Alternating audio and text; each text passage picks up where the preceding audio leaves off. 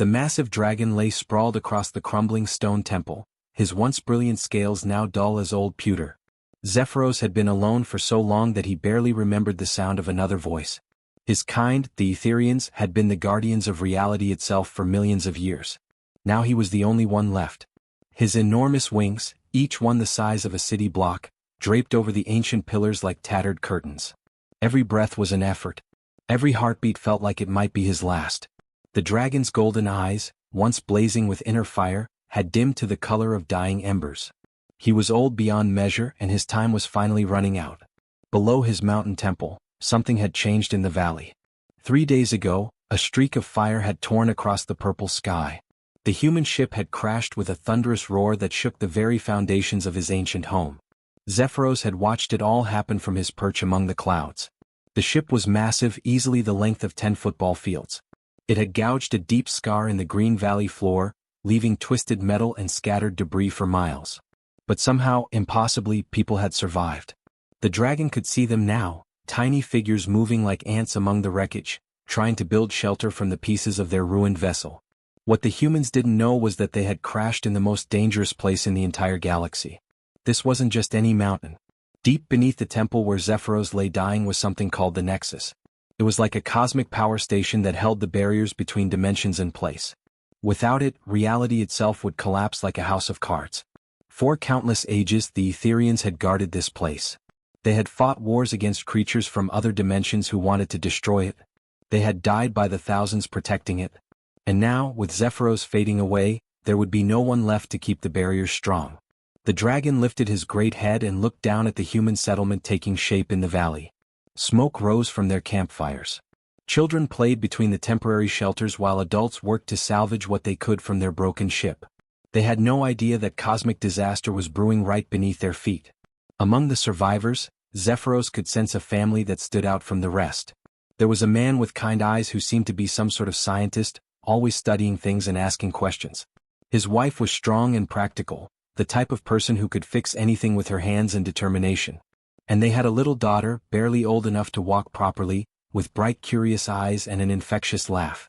The child fascinated Zephyros in a way he couldn't explain. There was something different about her, something that made his ancient heart skip a beat whenever he glimpsed her playing in the settlement below. She radiated a kind of pure energy that he hadn't felt in centuries. As the dragon watched the humans struggle to survive, he felt something he hadn't experienced in a very long time. Guilt. These people had no choice in where they landed. They were just trying to make a new home for themselves and their children. They didn't deserve to die because an ancient guardian was too old and tired to protect them anymore. The Nexus was already beginning to weaken. Zephyros could feel it in his bones like an approaching storm. Small tears in reality flickered at the edges of his vision. Soon the barriers would fail completely. When that happened, creatures from the void between dimensions would pour through like water through a broken dam. They would consume everything in their path, starting with the innocent humans camped in the valley below. The dragon closed his eyes and tried to remember what it felt like when his people were still alive. The sky had been full of Etherians then, their scales catching sunlight as they soared between the clouds. Their voices had filled the air with ancient songs that kept the dimensions in harmony. Now there was only silence and the weight of impossible responsibility pressing down on his shoulders. Storm clouds were gathering on the horizon, dark and heavy with rain. The human settlement looked so small and fragile against the coming tempest. Zephyros wondered if any of them would survive the night, even without cosmic disasters threatening them. They were so far from home, so unprepared for the challenges of this world. But there was nothing he could do to help them. He was dying, and when he died, everything would die with him. The wind picked up, howling through the temple ruins and ruffling his dulled scales. In the valley below, parents were calling their children inside as the first fat raindrops began to fall. The dragon watched them with ancient, tired eyes and wished things could be different. The storm hit the valley like a wild beast unleashing its fury. Rain hammered down in sheets so thick you couldn't see 10 feet ahead. Lightning split the sky in jagged white lines, followed by thunder that shook the ground and rattled the makeshift shelters the humans had built from their crashed ship. Inside the largest shelter, chaos reigned as families huddled together. Parents counted heads, making sure all their children were accounted for. The wind howled outside like a living thing, threatening to tear apart their fragile walls. Emergency lights flickered as the power system struggled to keep working. Dr. Kevin Robinson was frantically organizing rescue teams when his wife Tasha grabbed his arm. Her face was pale with terror. "Kevin, where's Lily?" she whispered, her voice barely audible over the storm. They both turned to look at the small sleeping area where their 2-year-old daughter had been napping just minutes before. The little pink blanket was there, but Lily was gone. Kevin's heart dropped into his stomach like a stone. "She was right here," Tasha said, her hands shaking as she searched through the bedding. "I only looked away for a second to help with the water leak." Other parents nearby heard the commotion and began searching too. Everyone knew how dangerous it was outside. The storm was bad enough, but there were also unstable pieces of wreckage everywhere, deep crevices in the ground, and who knew what kind of dangerous animals might live on this strange world. Meanwhile, little Lily had wandered out of the shelter during a brief moment when the adults were distracted by a collapsed support beam. The toddler had always been curious about everything, and the loud noises outside sounded interesting to her young mind. She squeezed through a gap in the shelter wall that the adults hadn't noticed. The rain soaked through her clothes immediately, but Lily wasn't afraid. She was at that fearless age where everything seemed like an adventure. The lightning looked like pretty lights in the sky, and the thunder sounded like a giant playing drums. She began walking, drawn by something she couldn't understand or explain. Her tiny feet carried her away from the settlement, up the rocky slope toward the ancient temple. The path was treacherous even for adults, with loose stones and sudden drop-offs, but somehow the little girl navigated it safely. It was as if something was guiding her steps, keeping her from harm. Back in the settlement, Kevin and Tasha were organizing search parties despite the dangerous conditions. "We can't wait for the storm to pass," Kevin said, his voice tight with worry. "She's just a baby out there." But up on the mountain, Lily had reached the temple ruins. The ancient stone structure provided some shelter from the worst of the storm. She wandered through the fallen pillars and cracked walls, her small voice calling out random words in the echoing chambers. That's when she saw him. Zephyros lay curled in the deepest part of the temple, his massive form barely visible in the darkness. The dragon had been drifting in and out of consciousness, feeling his life force slowly ebbing away. The storm outside seemed to match his inner turmoil. Then he heard something impossible. Tiny footsteps. A small voice humming tunelessly. A sound he hadn't heard in his sacred temple for thousands of years. The dragon lifted his great head and saw a small human child standing in the entrance to his chamber. She was soaked to the skin, her dark hair plastered to her head, but her eyes were bright with curiosity instead of fear. She looked at him the way children look at everything new and wonderful. "Big kitty," Lily said solemnly, which would have been funny under different circumstances. Zephyros stared at her in amazement. In all his long life, he had never encountered a being that looked at him without some trace of fear or awe. Dragons were meant to be terrifying even to those who knew they were protectors. But this tiny human child saw him as nothing more than an oversized pet. Lily walked closer, her small hand reaching out to touch his snout. The dragon held perfectly still, afraid that even breathing might frighten her away. Her touch was warm and gentle, like sunlight after a long winter. "Nice kitty," she whispered, patting his scales. Then something extraordinary happened. The moment her small hand made contact with his ancient hide, Zephyros felt a jolt of energy unlike anything he had experienced before. It wasn't painful, but rather like being struck by lightning made of pure life force. His dulled scales began to shimmer faintly. His labored breathing became easier. The crushing weight of loneliness that had pressed down on him for centuries lifted just a little. For the first time in ages, the dragon felt truly awake. Lily, exhausted from her adventure and warmed by the dragon's body heat, curled up against his massive wing like it was the most natural thing in the world. Within moments she was fast asleep, her tiny hand still resting on his scales. Zephyros watched over her with wonder and growing understanding. This wasn't just chance. This was something his people had spoken of in their oldest legends but never truly believed could happen again. The storm had finally passed, leaving the valley quiet except for the steady drip of water from damaged shelters. Kevin and Tasha had searched through the night with flashlights and emergency beacons, calling their daughter's name until their voices were hoarse. Other colonists had joined them, forming search parties that combed every inch of the settlement and the surrounding areas. When dawn broke over the mountains, painting the sky in soft pink and gold, Tasha was barely holding herself together. "Where could she be?" she whispered, clutching Kevin's hand so tightly her knuckles were white. "She's so little. How could she survive a night like that?" Kevin tried to stay strong for his wife, but inside he was falling apart too. Lily was their whole world, their miracle baby who had come to them after years of hoping. The thought of losing her on this strange planet so far from Earth was more than he could bear. "The temple," said old Pete Martinez, one of the ship's engineers. He was pointing up the mountain with a shaky finger. "Nobody checked the old ruins up there. Too dangerous, we thought, but maybe—" Without hesitation, Kevin and Tasha began climbing the treacherous path. Other volunteers followed, including Dr. Williams, the ship's medical officer, and Janet Hayes, who had been a park ranger back on Earth and knew how to track in difficult terrain. The climb was brutal. Loose rocks scattered under their feet, and several times someone nearly fell into hidden crevices. But desperation drove them forward. Every parent in the group understood exactly what Kevin and Tasha were going through.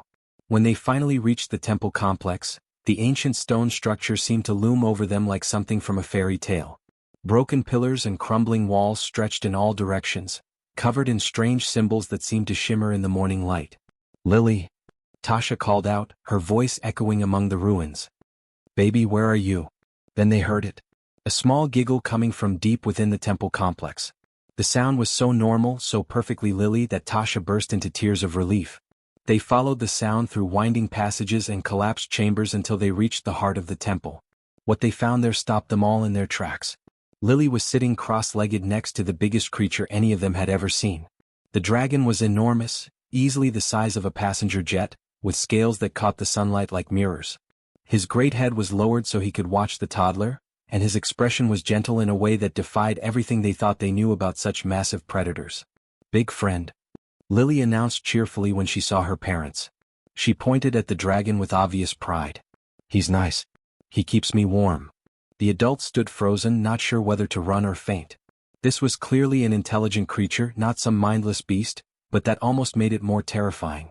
What did it want with their daughter? Then the dragon did something that changed everything. He spoke, not with his voice but directly into their minds. His mental voice was deep and warm, like distant thunder or ocean waves. "Do not fear," Zephyros said gently. "I am Zephyros, last guardian of this sacred place. Your child has given me a gift I thought was lost forever. She is perfectly safe." Kevin found his voice first, though it came out as barely a whisper. "You can talk. You're really talking to us." "I am dying," the dragon continued, his great golden eyes fixed on little Lily, who had started playing patty cake with one of his smaller claws. "Or rather, I was dying. Your daughter's presence has awakened something in me that I believed was gone forever." As if to prove his point, Lily pressed both her small hands against the dragon's snout and closed her eyes in concentration. Immediately, his scales began to glow with soft inner light, starting where she touched and spreading outward like ripples on a pond. Dr. Williams stepped forward, his scientific mind trying to process what he was seeing. "That's impossible. She's just a 2-year-old child. How is she doing that?" "Your species has capabilities you have not yet discovered," Zephyros explained. "Children especially, before they learn to doubt what they see and feel. Your daughter has formed what my people call a life bond. It is the rarest and most precious of all connections." Lily opened her eyes and smiled at everyone. "Pretty lights," she said, clapping her hands as the dragon's scales continued to shimmer. "She's growing stronger too," Tasha observed with wonder. Her maternal instincts told her that something profound was happening to her baby. Lily seemed more aware, more focused than before. She was speaking in complete sentences instead of her usual toddler babble. Over the following days the changes became more dramatic. Lily began speaking words in a language none of them recognized, though Zephyros would nod approvingly when she did. She could sense things that adults missed entirely, like when a storm was coming hours before the weather instruments detected it. Most amazingly, she seemed to understand the dragon completely. When Zephyros explained through telepathy that he was the guardian of something called the Nexus, a power source that kept dangerous things from other dimensions away, Lily nodded seriously as if she understood perfectly. "Bad things want to come through the cracks," she told her parents matter-of-factly. "But me and my big friend won't let them." The colonists were still trying to wrap their heads around having a dragon as a neighbor when the first dimensional disturbance appeared. It started as just a shimmer in the air, like heat waves rising from hot pavement, but Lily pointed at it immediately. "Something's coming," she announced, and Zephyros raised his massive head with alarm. The shimmer in the air grew larger, stretching and twisting like a wound in reality itself. What had started as something no bigger than a dinner plate now gaped open like a dark mouth, and through it came a sound that made everyone's blood run cold. It was like the screaming of wind through a graveyard, mixed with the hiss of something hungry and hateful. Lily, now 3 years old and growing stronger each day through her bond with Zephyros, pointed at the tear with her small finger. "They found us," she said in a voice that was far too serious for a child her age. "The shadow things are coming." Down in the valley, the human settlement erupted into chaos. Equipment started malfunctioning as strange energy waves pulsed from the dimensional rift.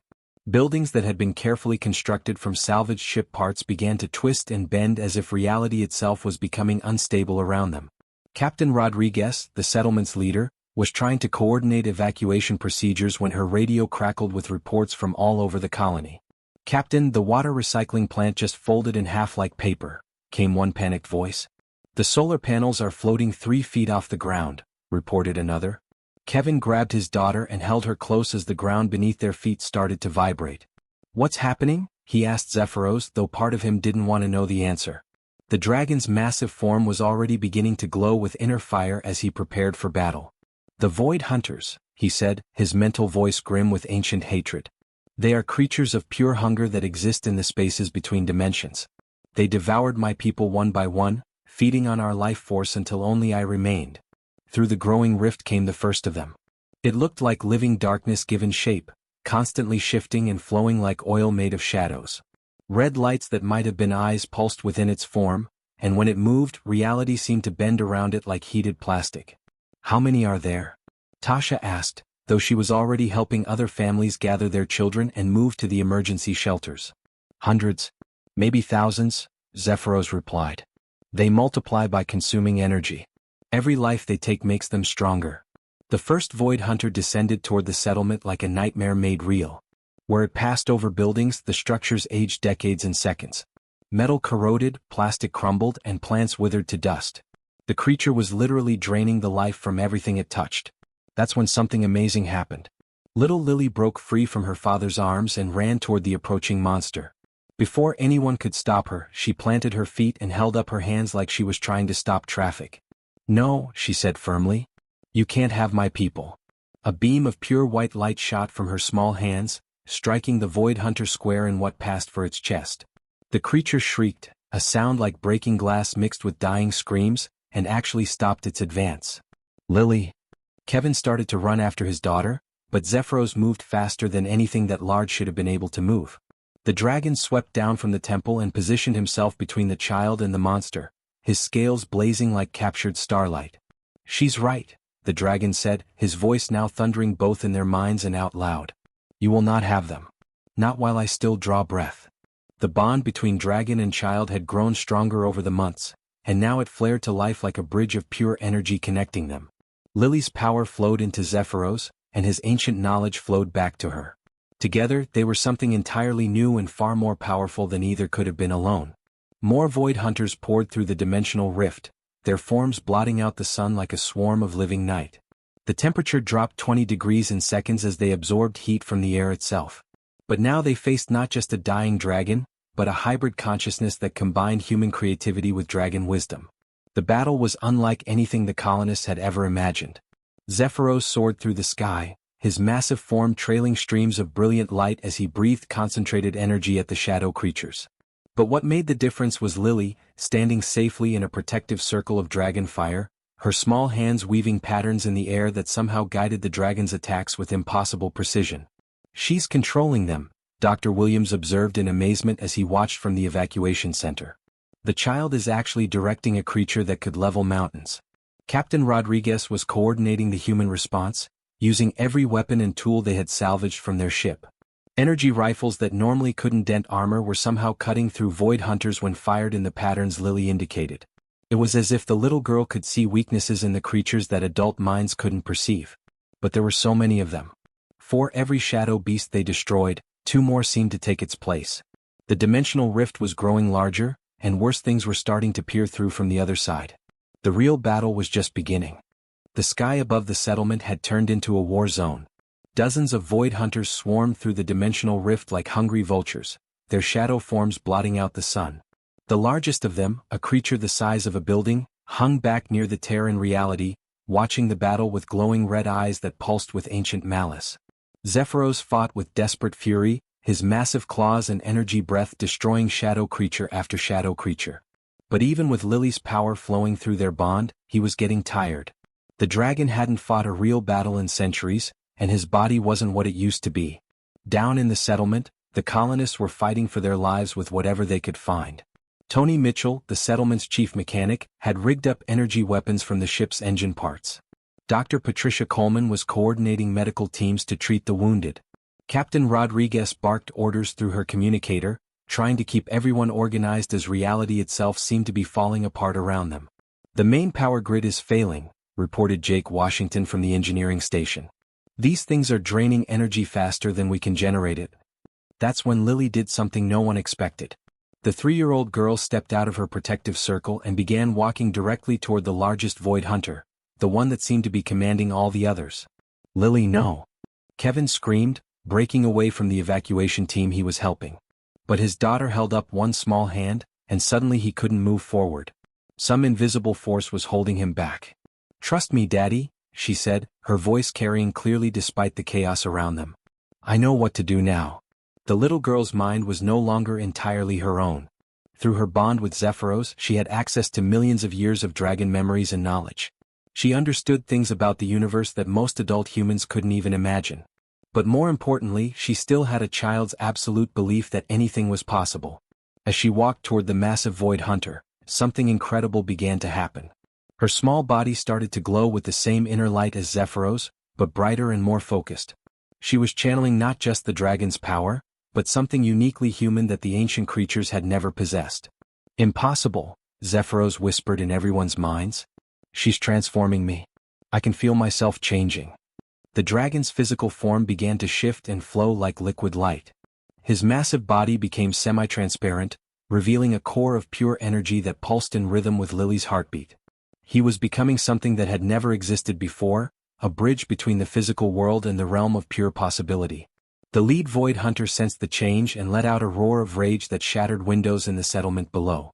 It dove toward Lily with claws extended, ready to drain the life from this strange child who dared to challenge creatures that had destroyed entire civilizations.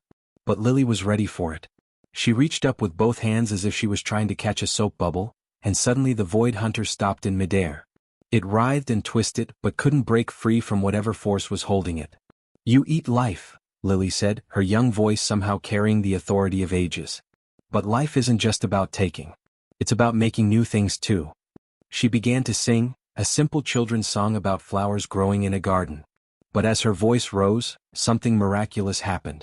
Everywhere the song touched, the damage caused by the void hunters began to reverse. Withered plants grew green again. Corroded metal became shiny and new. Even the air itself seemed to sparkle with renewed vitality. The other colonists watched in amazement as the little girl's song spread outward like ripples on a pond.